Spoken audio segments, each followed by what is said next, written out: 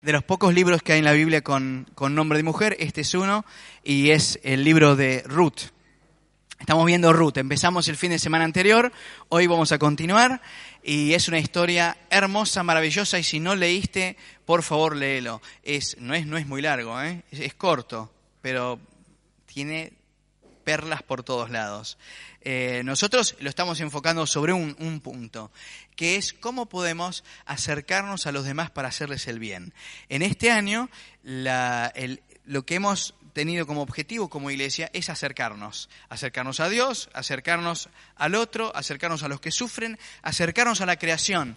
Y saben que en la Biblia está repleto de unos a otros.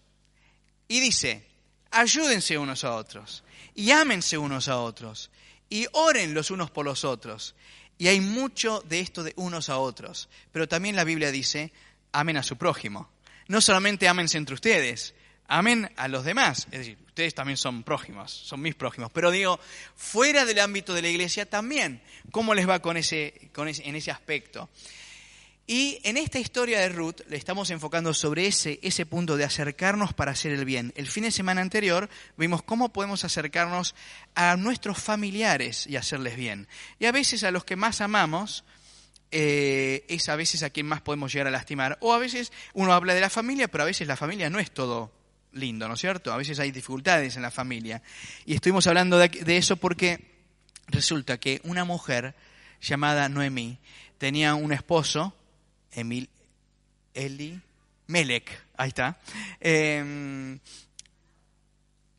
2 hijos, vivían en Belén en el año 1000 antes de Cristo aproximadamente, y resulta que Belén se queda sin comida. Se quedan sin comida porque la verdad es que estaban mandando, vamos a hablar en criollo, estaban mandando a cualquiera, los de esa zona. Estaban haciendo un desastre. Y Dios les dice, ¿saben qué? La van a pasar mal, y la pasan mal.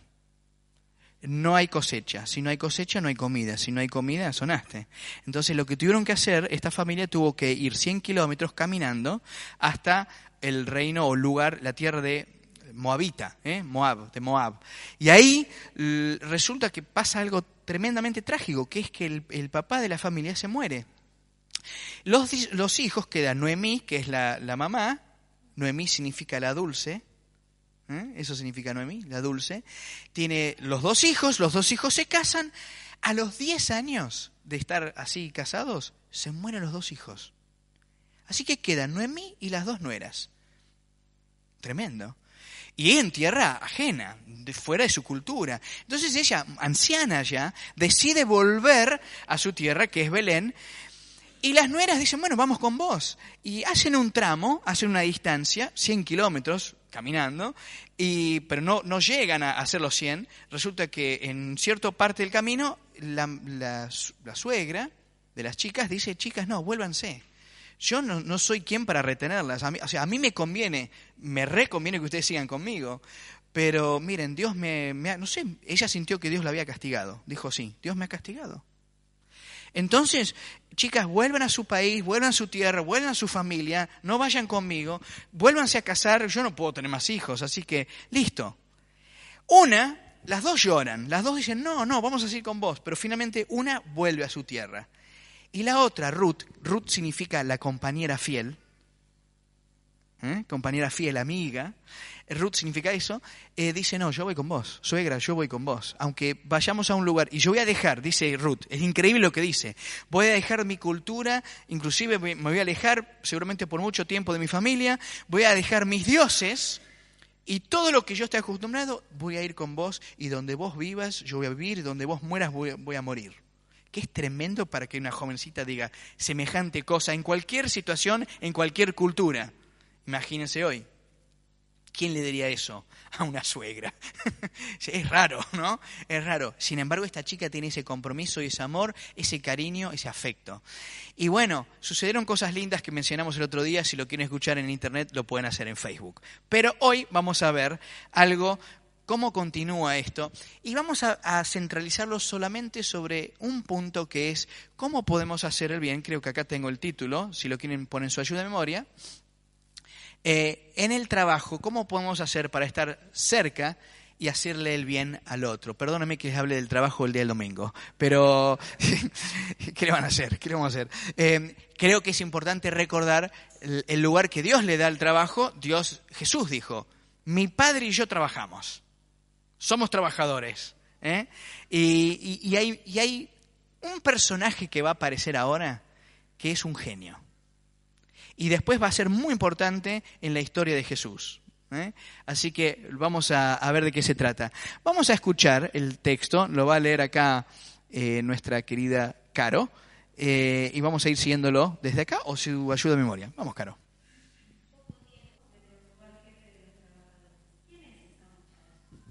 Muy bien, hasta ahí tenemos el texto. Saben que este hombre se llama Boz. B-O-Z, Boz. Él aparece ahí, se ve que es dueño de un campo, se ve que le está yendo mejor a la zona de Belén. Entonces, lo que sucede es esto, miren, finalmente llega Noemí y Ruth a Belén, llegan, ¿no? Y viajaron todos esos 100 kilómetros, vuelven. Noemí está destrozada y cuando salen las amigas de Noemí a recibirla, Noemí dice algo que me parte el corazón cuando lo dice, porque me imagino una mujer muy mayor diciendo esto, dice, no me digan más Noemí, que significa dulce, díganme Mara, que significa la amarga. Perdónenme si alguien se llama Mara. A mí lo amargo me gusta, pero lo que dice Noemí es, no me digan más la dulce, díganme la amarga, porque estoy amargada con todo esto que me pasó, amargada de triste, ¿no? No como decimos, estoy medio amargado, no, amargada de desconsolada. Imagínense la situación. Perdiste los hijos, el esposo. Pero bueno, esta chica, Ruth, es una belleza de persona, y dice, voy a ir a trabajar, aunque se va a juntar algo de cebada, algo lo que sobre. O sea, es una chica que dice, suegra, tenemos que comer, tengo que ganar un poco de plata para poder sobrevivir. Entonces lo hace. Y se encuentra en este campo donde está, casualidad, vamos a ver el próximo fin de semana, que no hay ninguna casualidad, pero es tremendo, cómo este hombre Boz aparece en escena. Pero acá solamente vamos a decir hoy esto. ¿Ustedes creen que uno puede estar en el trabajo, no en la iglesia, en el trabajo y ser de bendición en el lugar de trabajo? ¿Se puede? O cuando vas al trabajo decís, estamos haciendo otra cosa. ¿Qué piensan? ¿Se puede hacer el bien en el trabajo a alguien? O supónganse que ustedes no trabajan, pero supónganse que van a un lugar donde trabajan otras personas. A un negocio, un kiosco, ¿no? O supónganse un remis. ¿Uno puede ser de bendición a un remisero? Bueno, de eso se trata, y tengo un solo punto. Ese es el único punto que vamos a decir. En el trabajo, cerca para bendecir. Cerca para bendecir. Yo he tenido varios trabajos. Ahora les voy a mencionar un ratito uno. Pero solamente me quiero poner en un versículo. Miren el saludo de Boz a los empleados y miren la respuesta de los empleados a Boz, que es el dueño del campo. Ocurrió que ese día Boz salió de Belén para vigilar el trabajo en sus campos. Cuando llegó al campo, saludó a los trabajadores. Que Dios los cuide a todos. Ese es el dueño. Que Dios los cuide a todos. Y ellos le responden, que Dios te siga bendiciendo. Y a mí me gusta esto. ¿Saben por qué? Porque realmente lo que yo tengo en mi cabeza es, vos vas a un trabajo, a veces hay un saludo bueno, pero imagínese el dueño que dice, que Dios te cuide. A mí me preocupa que a vos te vaya bien. Y ellos dicen, y a nosotros nos preocupa que Dios te siga bendiciendo. Es decir, bueno, a los dos les conviene, vamos a decir la verdad, a los dos les conviene, es que los cuida a ustedes para que puedan seguir trabajando en mi campo, pero ellos les dicen, bueno, que a vos te siga bendiciendo Dios. Lo que crea vos en su ambiente de trabajo es el famoso shalom. ¿Se acuerdan shalom? Los judíos dicen shalom. Lo que está creando vos es el shalom, está diciendo paz a ustedes. Y el shalom no es solamente paz, es les deseo lo mejor, quiero el bien para ustedes. Y los trabajadores dicen, y nosotros deseamos el bien para vos, jefe, dueño. O sea que acá lo que estamos viendo es una situación preciosa donde hay el buen trato y la amabilidad Y donde acá puse, hay un ambiente saludable y eso anima mucho. Y hoy día, cuando vivimos en nuestros trabajos, piensen, no siempre nuestros trabajos son saludables y a veces mucho menos de mucho ánimo. Pero el cristiano, ¿qué debería hacer en su trabajo? ¿Cómo debería ser un cristiano en su lugar de trabajo? ¿Cómo es un cristiano en su trabajo? ¿Y cómo debería ser? Acá es fácil ser cristianos. Después salimos allá a la calle y mamita. ¿No es cierto? ¡Oh! Ahí se ven ¿no? La verdad. La verdad de ser cristiano se ve en 2 o 3 situaciones. Una es en la calle manejando, la otra es en el trabajo, cuando no te pagan o cuando te va mal o cuando se pone difícil, y la otra es jugando un partido de fútbol. Ahí se demuestra qué tan cristianos somos. Pero, ¿saben que hay sí, yo me acuerdo, hacíamos partidos de fútbol entre iglesias en el pasado? Lo tuvimos que suspender. Era tremendo. Lo que menos se decían es que Dios te bendiga. Pero saben que hay un escritor que se llama Tim Keller. Y él dice algo muy interesante sobre este tema, sobre el trabajo. Él dice, en la época tradicional, en las culturas tradicionales, lo central no es el trabajo, lo central es la familia, o era la familia. Entonces, en las culturas tradicionales ser un buen hijo y hacer quedar bien a la familia era visto muy importante. Ser un buen hijo, ser buenos padres era buen visto. ¿Y vieron cuando se decía esa frase en Argentina? No sé si se dice ahora. Dice, no, es una familia de bien. Son muy trabajadores. Ya no escucho tan seguido eso. Bueno, entonces Keller dice, el énfasis era la familia y generalmente lo que sucedía era esto. El hijo trabajaba y tenía la misma profesión que el padre. Doctor, ¿no? De generación en generación. O lo que fuera. Entonces, el trabajo era un medio para hacer quedar bien a la familia. Y eso tiene sus problemas, lo que acabo de decir. Pero Tim Keller dice, hoy día está cambiando un poco eso, especialmente en Occidente y en algunos países. Y es esto, hoy día el trabajo ha ido a un lugar que es un fin en sí mismo. El trabajo es un fin en sí mismo, y es esto. El trabajo, en verdad, es esto. Mi valoración y mi identidad no es tanto mi familia, mi identidad y mi valoración es el trabajo que tengo. Y eso es un problema. Eso es un problema. Lo que sucede, dice Tim Keller, es mi identidad y mi valoración es quién soy yo, y quién soy yo es mi profesión. Y cuando te saludo, aparte de decir John Terry, te digo arquitecto. Porque me siento, supóngase, ¿no? Porque eso me hace, ¿no? Por lo tanto, él dice, con tal de llegar a tener ese trabajo o ese puesto o ese lugar, vale pisar, codiar, traicionar, difamar y corromper. Con tal de llegar, yo no tengo problema en codiar y hundir a otros, y mucho menos corromperme. Yo trabajaba en un hotel hace muchos años atrás. Recién empezaba, ¿vieron los chicos que llevan las maletas? Yo trabajé de eso. Botones, se dice, o algo así. Yo nunca pensé que en un hotel te tenías que cuidar tanto de que alguien hablase mal de vos con tal de hundirte. Y digo, ya me llora el botones, imagínate si que estás más arriba, ¿no? Sí, había esta cosa de codear, pegar, hundir, hablar mal, con tal de subir posiciones. Porque acá el tema estaba instalado que si yo llego a ser, y estaba la posibilidad de llegar hasta ser gerente, y si soy gerente, soy.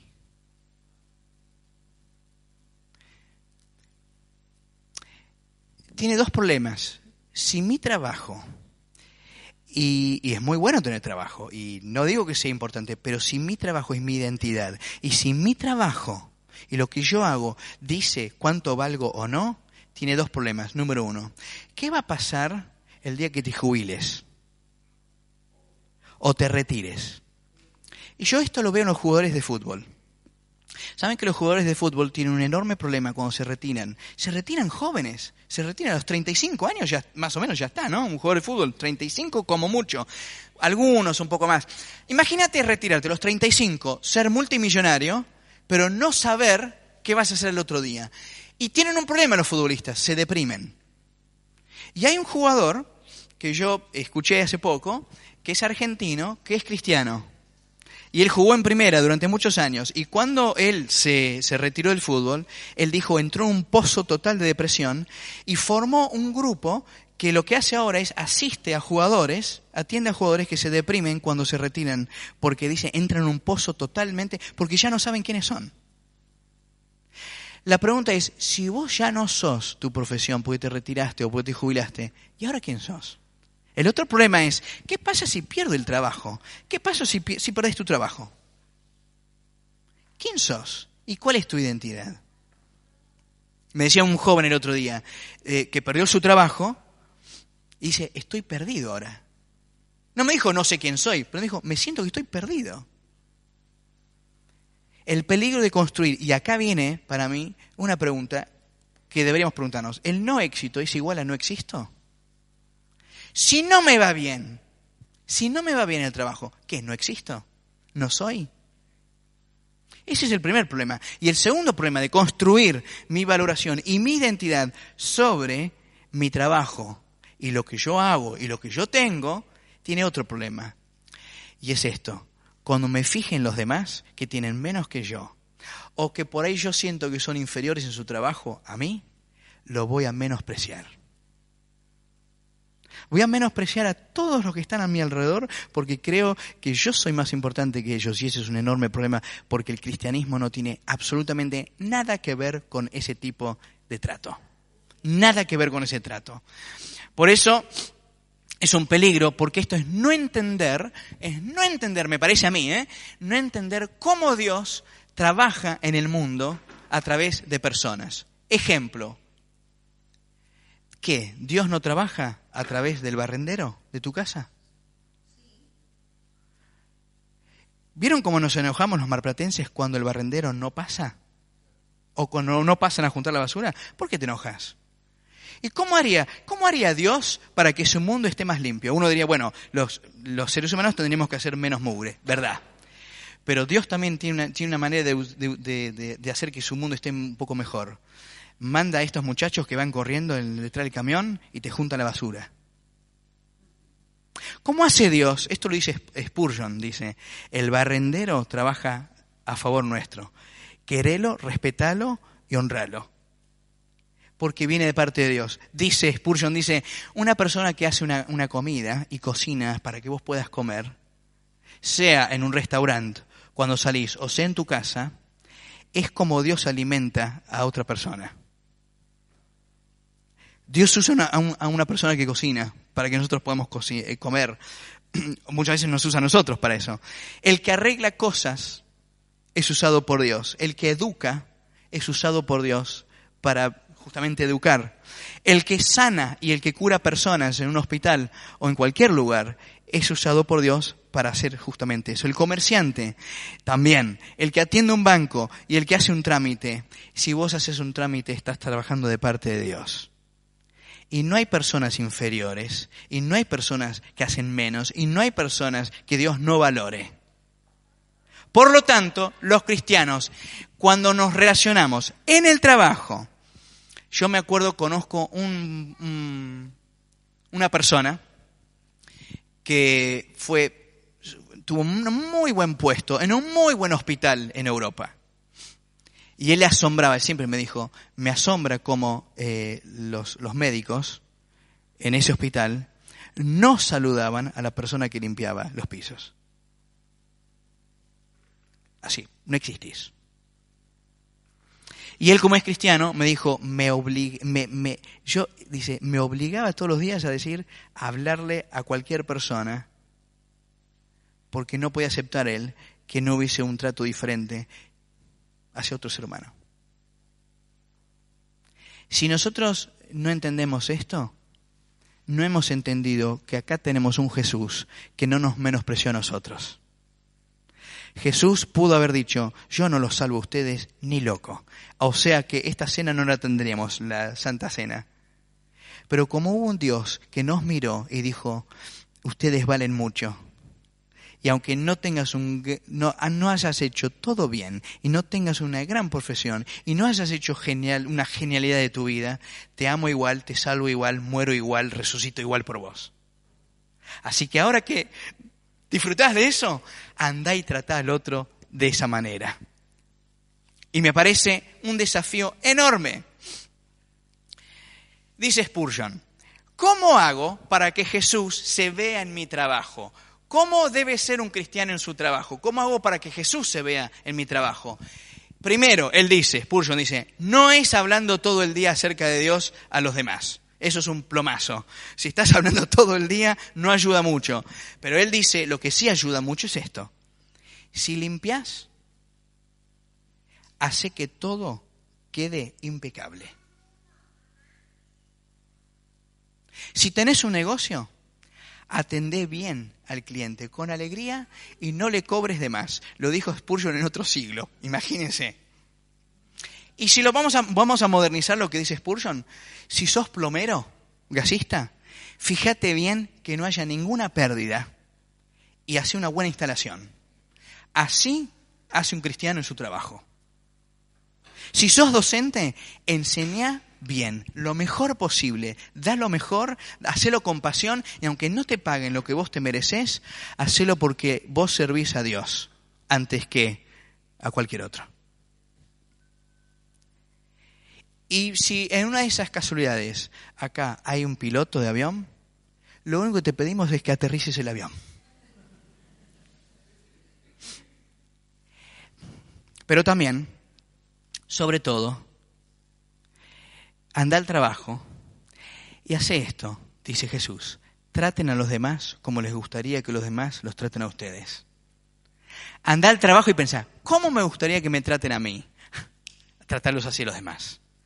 No importa el puesto, no importa el lugar, no importa si te abren la puerta para entrar, es gracias. Qué bueno que hagas esto. Muchas gracias. Muchas gracias por traer el plato. Qué valioso que es lo que haces. El cristiano es diferente, el cristiano debe ser diferente porque el Dios que tiene es diferente. Y porque su valoración no está en su puesto, ni su identidad está puesto en su trabajo, está puesto en lo que Dios hizo por nosotros.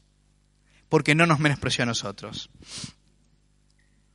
¿Se puede hacer el bien? Claro que se puede hacer el bien. Miren, este hombre se llamaba, le decían el flaco.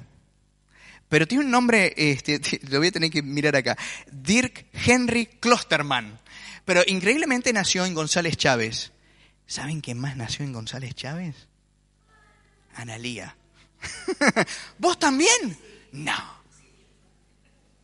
Mira, en González Chávez, en la provincia de Buenos Aires, cerca de, muy lejos de donde yo viví, en Benito Juárez. Klosterman iba a la iglesia de la Unión Evangélica. Con el tiempo fue a estudiar a La Plata. Con el tiempo se casa. Con el tiempo va a una fábrica en Buenos Aires y se da cuenta de algo, este hombre, descendiente de holandeses, pero nacido acá. No hay un buen trato con los empleados. Estamos hablando hace varios años atrás. Él nació en 1933, pero estamos hablando más adelante. Resulta que él decide unirse con otros para defender la causa de los trabajadores, que estaban siendo maltratados. Antes de ir a la reunión, ¿vieron ese tipo sindicato? Antes de ir a la reunión, se iba a un rincón a orar. Se unió a un grupo metodista, iba a la iglesia metodista, y él dijo, yo estoy acá para bendecir. Oraba, entraba, y cuando el flaco, era muy flaquito, pero cuando hablaba, mamita, agárrate. Muchos no lo querían. Y tal es así que en el año 71 lo mataron. Frente a su familia, frente a su mujer. Lo acribillaron. Está en los diarios. Si ustedes los buscan en Google, está.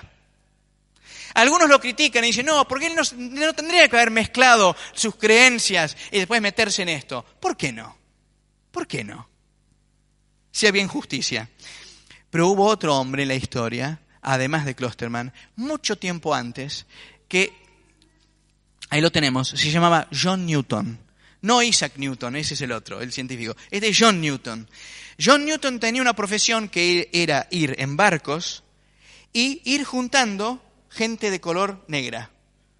Los subían al barco, los hacían remar, los llevaban hasta otros lugares y los vendían. Tenía un gran negocio, terrible negocio, gran esclavos. Hacía ¿cómo se dice? Tráfico de esclavos. John Newton decía, yo soy cristiano. Y iba a la iglesia y cantaba las canciones y sabía todos los himnos. ¿Vieron los himnos? Él los cantaba. Santo, santo, santo. Sí, los cantaba. Y después el lunes, tengo que ir con laburo. Entonces, lo que hace es, va recorriendo islas y lugares y va juntando a gente y trafica y se hace millonario, ¿no? Bueno, un día hay una tormenta impresionante cerca de Irlanda, una tormenta tremenda, se pone de rodillas y dice, Dios, sálvame, nos vamos a pique. Y Dios salva el barco. Y entra en un proceso en su cabecita, John Newton, que dice, no sé por qué me parece que lo que estoy haciendo está mal. No, si te parece. ¿No? Pero bueno, nosotros es fácil porque lo estamos viendo con el diario del lunes. Ahora nosotros miramos de acá y decimos, ¡qué locura! No se vayan a creer.